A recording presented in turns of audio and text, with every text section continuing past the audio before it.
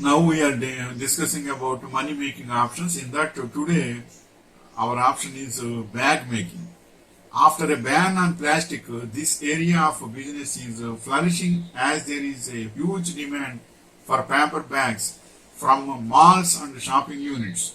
You can use your creativity. You can use your creativity to make bags from jute, cotton, etc.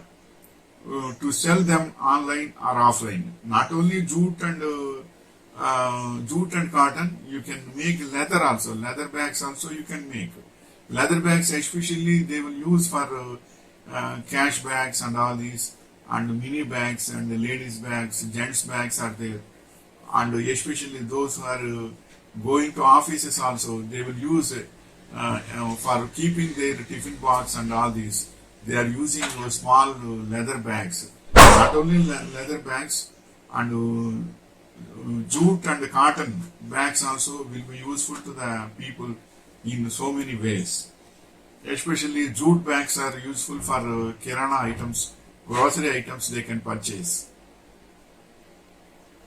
Likewise they can use, and cotton bags will be useful for clothings and for transferring clothings and all these. So many uses are there with this.